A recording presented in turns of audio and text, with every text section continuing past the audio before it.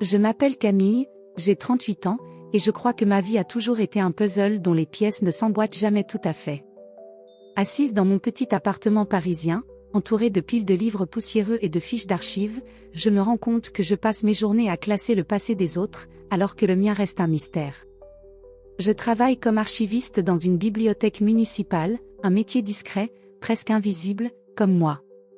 Depuis toujours, je me sens comme une ombre dans ma propre famille, un fantôme qui traverse les pièces sans jamais être vraiment vu. Et ma mère, Eliane, est une femme d'une élégance froide, le genre de personne qui ne sourit que pour les apparences.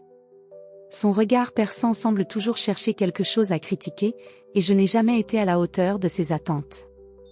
Mon père, Henri, est plus distant, mais ses silences sont lourds, comme s'il portait un secret qu'il refuse de partager. Et puis il y a Théo, mon frère cadet, le centre de leur univers.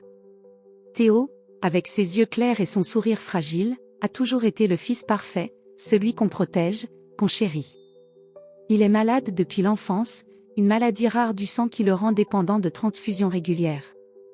Moi, je suis la grande sœur, celle qui doit être forte, celle qui ne pose pas de questions. Mais aujourd'hui, je ne peux plus me taire. Tout a commencé il y a quelques semaines, par une lettre. Pas n'importe quelle lettre.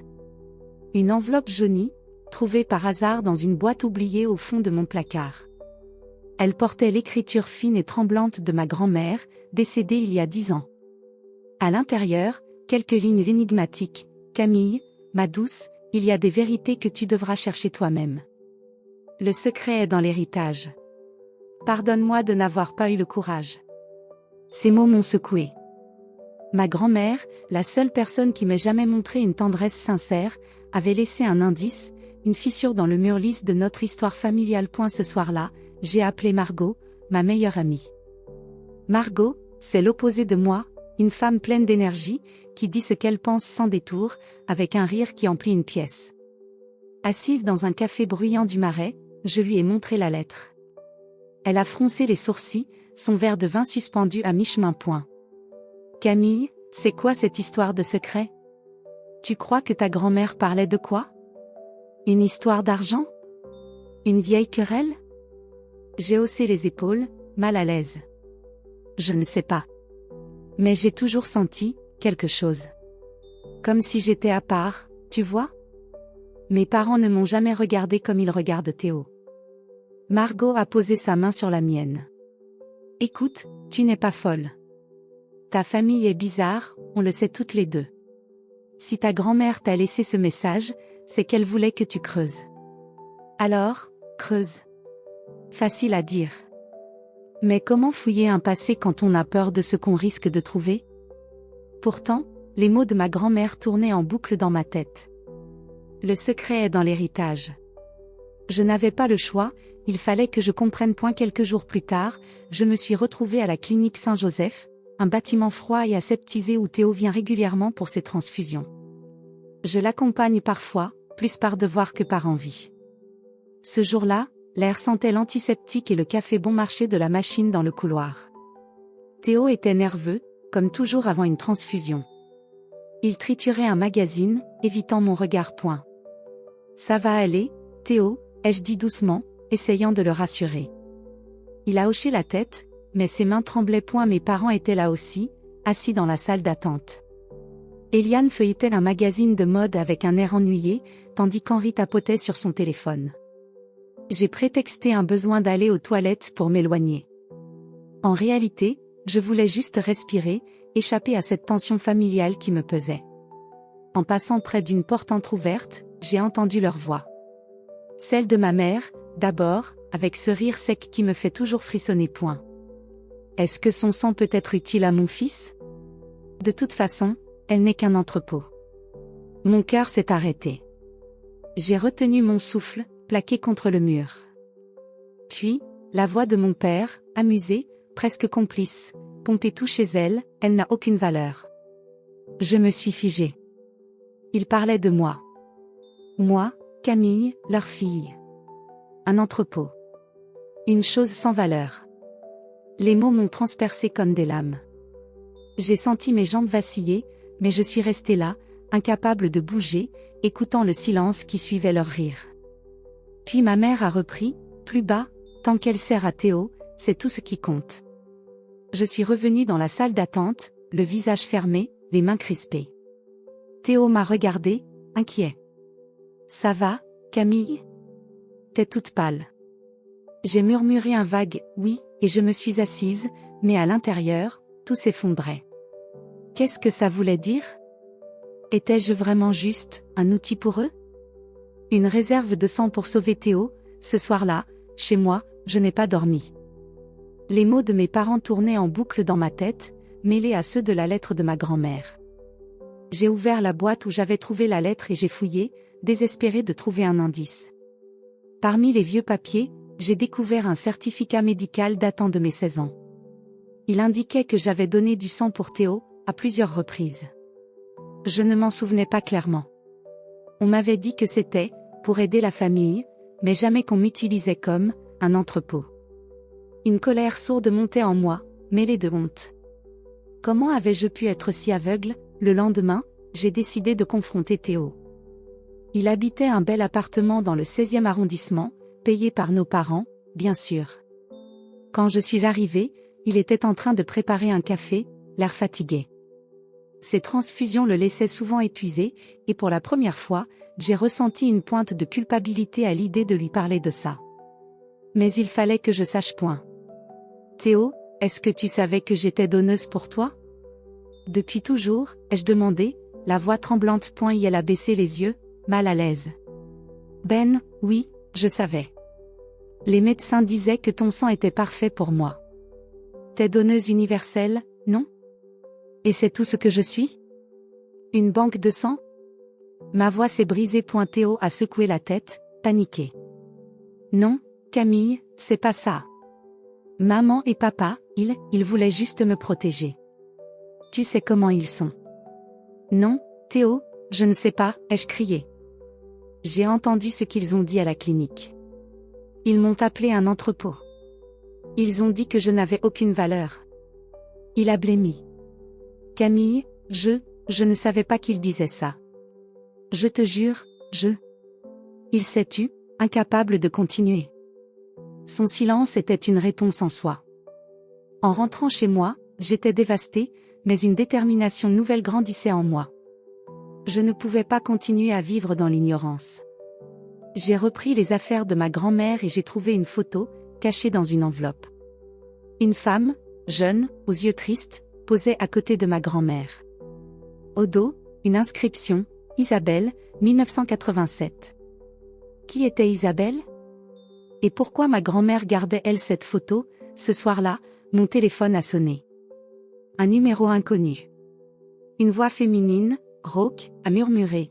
Camille, si vous voulez la vérité, cherchez du côté de l'héritage. Mais faites attention. Certaines vérités sont dangereuses. Puis, elle a raccroché. Les jours suivants, j'étais obsédée. J'ai fouillé les archives familiales, cherchant tout ce qui pouvait concerner cette Isabelle. J'ai trouvé un vieux carnet appartenant à ma grand-mère, rempli de notes cryptiques. Une phrase revenait sans cesse, la dette familiale doit être payée.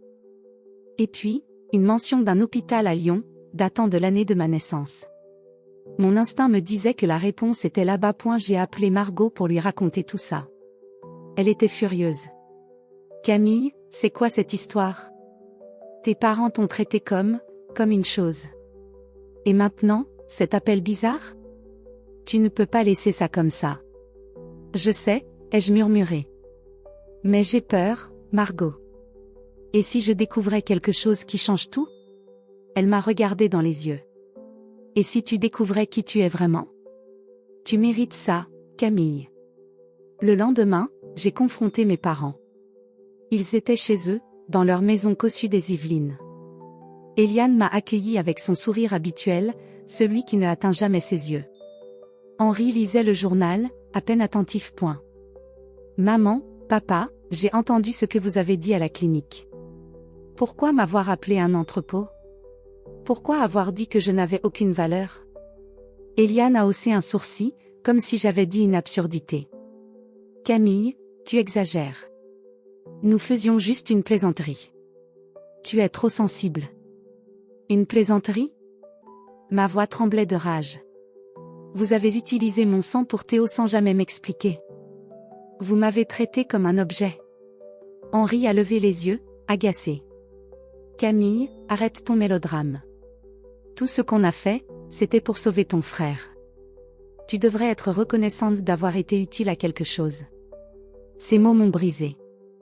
Je suis partie en claquant la porte, les larmes aux yeux, mais avec une résolution ferme, j'allais découvrir la vérité, quoi qu'il m'en coûte point ce soir-là, dans mon appartement, j'ai ouvert le carnet de ma grand-mère une dernière fois. Une adresse à Lyon, un hôpital. J'ai pris une profonde inspiration et j'ai réservé un billet de train. Margot m'avait prévenu, fais attention, Camille. Tu ouvres une boîte de Pandore. Mais je n'avais plus le choix. Les mots de mes parents résonnaient encore dans ma tête, et je savais que la réponse à toutes mes questions se trouvait à Lyon. Le train filait vers Lyon, et moi, j'étais perdue dans mes pensées, le carnet de ma grand-mère serré contre ma poitrine comme un talisman. Les paysages défilaient derrière la vitre, flous, comme ma vie jusqu'à ce moment. J'avais toujours cru que la vérité serait un fardeau, mais maintenant, elle était ma seule chance de me libérer. Les mots de mes parents résonnaient encore dans ma tête, elle n'est qu'un entrepôt. Elle n'a aucune valeur. Chaque syllabe était une blessure, mais aussi un carburant. J'allais découvrir qui j'étais, même si cela devait briser tout ce que je croyais savoir. À Lyon, la ville m'a accueilli avec une pluie fine et un ciel gris, comme si le monde partageait mon humeur. L'hôpital mentionné dans le carnet, Sainte-Marie, était un vieux bâtiment aux murs défraîchis, coincé entre des immeubles modernes. En entrant, l'odeur d'antiseptique m'a ramené à la clinique Saint-Joseph, et un frisson m'a parcouru. J'avais rendez-vous avec Madame Dubois, une ancienne infirmière que j'avais contactée grâce à un numéro trouvé dans les archives de ma grand-mère. Elle avait accepté de me rencontrer, mais sa voix au téléphone était hésitante, comme si elle craignait de réveiller des fantômes. Madame Dubois m'attendait dans un café près de l'hôpital, une femme d'une 60aine d'années, aux cheveux gris impeccablement coiffés, mais aux yeux fatigués. Elle a posé sa tasse de thé en me voyant et m'a observé longuement, comme si elle cherchait quelqu'un d'autre dans mes traits. Vous êtes Camille, n'est-ce pas, a-t-elle murmuré. Vous ressemblez à quelqu'un que j'ai connu. Mon cœur s'est accéléré. Qui? Dites-moi, s'il vous plaît. Je suis venue pour comprendre. Le carnet de ma grand-mère, l'hôpital. Je sais qu'il y a un secret. Elle a soupiré, son regard fuyant. Camille, il y a des choses qu'il vaut mieux laisser enterrer. Mais puisque vous êtes là. Elle a marqué une pause, puis a continué d'une voix basse. Vous n'êtes pas la fille biologique d'Eliane et Henri. Vous avez été adoptée. Le monde a semblé s'arrêter. J'avais envisagé cette possibilité, mais l'entendre de vive voix était comme un coup de poignard. Adoptée, ai-je balbutié. Mais, pourquoi? Et qui sont mes vrais parents? Madame Dubois a secoué la tête. Je ne peux pas tout vous dire. J'étais infirmière ici en 1987, quand vous êtes née. Votre mère biologique, elle s'appelait Isabelle. Elle était jeune, pauvre, seule. Vos parents, Eliane et Henri, l'ont payée pour qu'elle disparaisse après votre naissance.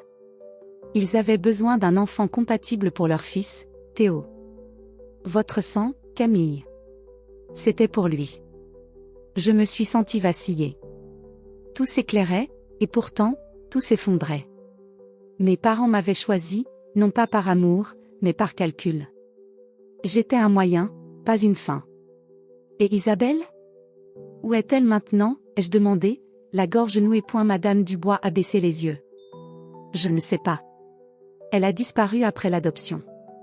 Mais, soyez prudente. Vos parents ne voulaient pas que vous sachiez. En quittant le café, j'avais l'impression de porter un poids immense. Isabelle. Ce nom revenait sans cesse, comme une clé. En rentrant à l'hôtel, j'ai ouvert le carnet de ma grand-mère et trouvé une lettre scellée, adressée à Isabelle. Mes mains tremblaient en l'ouvrant. Les mots, écrits d'une main fébrile, racontaient une histoire de sacrifice. Isabelle, ma chère, j'ai essayé de te protéger, mais Eliane et Henri étaient trop puissants. L'héritage est à toi, à Camille. Ne les laisse pas le prendre. Un héritage. Ma grand-mère parlait d'une maison de campagne, d'une somme d'argent, cachée pour Isabelle, et pour moi. Mes parents m'avaient volé plus qu'une mère, ils m'avaient volé mon histoire, mon identité. Dès au retour à Paris, j'étais déterminée à confronter Théo. Il savait quelque chose, j'en étais sûre. Je l'ai trouvé chez lui, affalé sur son canapé, l'air plus fragile que jamais. Ses transfusions le laissaient toujours épuisé, et une part de moi voulait le protéger, comme je l'avais toujours fait. Mais une autre part, plus forte, exigeait la vérité. Théo, ai-je commencé, la voix ferme. Tu savais que j'étais adoptée? Tu savais pourquoi ils m'ont choisi? Il a relevé la tête, ses yeux brillants de larmes. Camille, je savais pour les transfusions. Mais adoptée? Non, je te jure, je ne savais pas. Maman et papa disaient juste que tu étais spécial, que ton sang était parfait pour moi. Spécial, ai-je ricané, amère. Ils m'ont appelé un entrepôt, Théo. Ils m'ont utilisé pour te sauver, sans jamais me demander si j'étais d'accord. Il s'est levé, chancelant. Camille, je suis désolée. Je ne voulais pas. Je ne savais pas tout ça. Sa voix s'est brisée. S'il te plaît, ne détruis pas la famille. La famille, ai-je crié. Quelle famille, Théo? Celle qui m'a menti toute ma vie. Il n'a rien répondu, et son silence m'a brisé. Mais il m'a aussi donné la force de continuer. Je devais aller jusqu'au bout. Le lendemain, j'ai appelé Margot pour tout lui raconter. Elle était furieuse, presque plus que moi. Camille, c'est monstrueux. Tes parents t'ont traité comme une banque de sang. Et cette histoire d'héritage? Il faut que tu le récupères. Pas pour l'argent, mais pour toi. Pour Isabelle. Elle avait raison. J'ai contacté un avocat, Maître Lemoine, spécialisé dans les affaires d'héritage. En lui montrant la lettre et le carnet, il a hoché la tête, grave. Camille, si ce que vous dites est vrai, vos parents ont détourné un héritage qui vous revient de droit. Nous pouvons engager une procédure, mais cela risque d'être douloureux. Êtes-vous prête? Oui, ai-je répondu sans hésiter. Pour la première fois, je me sentais forte, portée par une colère juste. Le point culminant est arrivé lors d'un dîner chez mes parents, une de ces réunions familiales où Eliane aimait jouer à la mère parfaite. La table était impeccablement dressée, les verres scintillaient sous le lustre, mais l'air était lourd de tension. Théo était là, silencieux, évitant mon regard. J'avais apporté la lettre de ma grand-mère et le carnet, bien décidé à tout mettre sur la table. Maman, papa, ai-je commencé, la voix tremblante mais déterminée. Je sais tout. Je sais que je suis adoptée. Je sais pour Isabelle, ma vraie mère. Et je sais pour l'héritage que vous lui avez volé. Eliane a posé sa fourchette, son sourire figé. Camille, de quoi parles-tu? Tu divagues. Non, je ne divague pas, ai-je rétorqué, posant la lettre sur la table. Vous avez payé Isabelle pour qu'elle disparaisse. Vous m'avez adopté pour mon sang, pour Théo. Vous m'avez appelé un entrepôt. Henri a ri, un rire nerveux. Camille, arrête tes bêtises. Tout ça, c'est pour protéger la famille. Protéger la famille, ai-je hurlé. Vous m'avez volé ma vie. Mais c'est fini. Je vais récupérer ce qui me revient. L'héritage d'Isabelle, la maison, tout. Vous ne me prendrez plus rien. Eliane s'est levée, rouge de colère. Ingrate. Après tout ce qu'on a fait pour toi. Tu devrais être reconnaissante d'avoir été utile à ton frère. Utile? Ma voix s'est brisée. Je suis votre fille, pas un objet. Théo a baissé la tête, des larmes roulant sur ses joues. Henri, lui, restait silencieux, son regard fuyant. Pour la première fois, je voyais la vérité, il n'avait aucun remords. Avec l'aide de Maître Lemoine, j'ai engagé une procédure judiciaire. Les semaines qui ont suivi ont été un tourbillon de documents, de témoignages et de confrontations.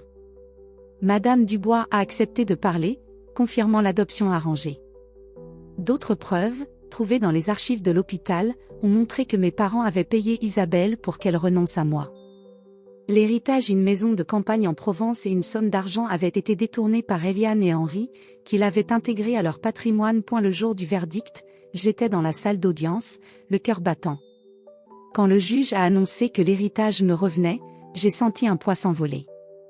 Mais ce n'était pas l'argent qui comptait. C'était la justice, pour moi, pour Isabelle. J'ai décidé de ne pas garder tout pour moi.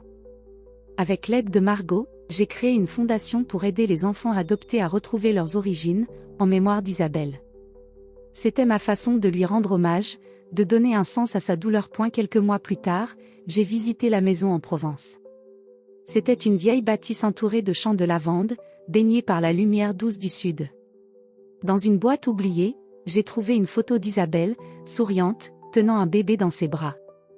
Moi. Pour la première fois, j'ai senti un lien, une chaleur. J'ai pleuré, mais ce n'était pas des larmes de douleur.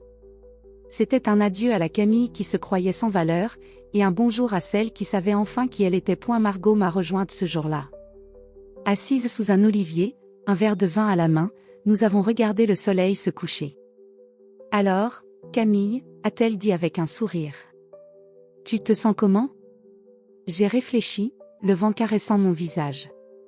J'ai perdu une famille, mais j'ai trouvé ma vérité. Et ça vaut tout.